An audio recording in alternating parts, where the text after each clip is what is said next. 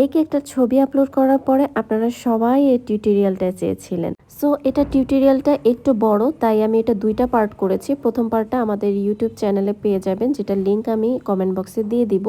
তো কেকের স্ট্রাকচার পর্যন্ত আসতে আমাদের যে প্রসেস ফলো করতে হয়েছে সেগুলোই আমাদের ইউটিউব চ্যানেলের ফার্স্ট পার্টে আমরা দেখাইছি। এখন আমি যে পার্টের কাজটা করতেছি সেই পার্টের কাজটা করতে গিয়ে মানুষ ফেল করে বেশি। তো এটার একটা সহজ সমাধান আমি বের করছি।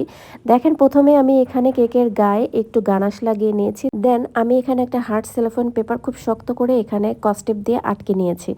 এরপরে যেটা করতে হবে, একটা হার্ড গানাশ, এখানে আমি 3:1 রেশিওর একটা হার্ড গানাশ নিয়েছি, যেটা দিয়ে আমি নিচের যে জোড়াটা আছে সেটাকে একদম সিল করে দিয়েছি। এই জিনিসটা অনেকেই অনেকভাবে করে, বাট যতবারই করা হোক না কেন প্রতিবারই কোনো না কোনোভাবে লিকুইডটা লিক করে। দ্যাটস ওয়াই আমি এইবারে এই পদ্ধতিটা ফলো করেছি। দেখেন, এটা কিন্তু 100% কাজ করেছে। আর এই লিকুইডটা কিন্তু হচ্ছে গিয়ে একটা জেলো, যেটা আপনাকে জলের এফেক্টটা দিবে। আর লিকুইডটা প্রথমে একবার দিয়ে আমি ফ্রিজে সেট করে নিয়েছি 1 ঘন্টার জন্য। তারপর আবার একটা শামুক ঝিনুক বসিয়ে আবারও আমি লিকুইডটা দিয়ে পুরোপুরি সেট করে নিয়েছি। আর এই লিকুইডটা সেট হতে প্রায় 5-6 ঘন্টার মতো লাগে।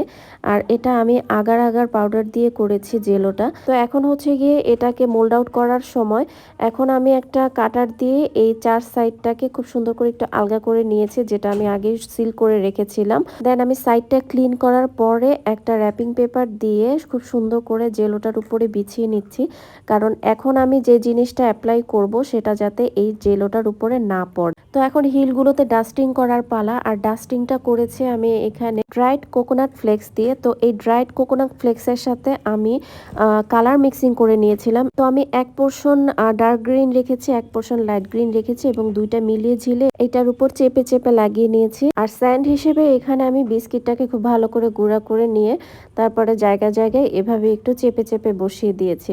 তো এই যে আমাদের কাজ কিন্তু একদম প্রায় শেষের দিকে। এখন হচ্ছে গিয়ে একটু হোয়াইট কালারের জেল ফুড কালার নিয়ে এই সাইড থেকে একটু ব্রাশ দিয়ে এভাবে এঁকে দিচ্ছি, যাতে এটাকে দেখলে মনে হয় সাগরের ফেনা। কেমন লাগলো জানাবেন অবশ্যই কমেন্ট বক্সে, এবং ভিডিওটি ভালো লাগলে লাইক কমেন্ট শেয়ার করে আমাদের সাথেই থাকবেন।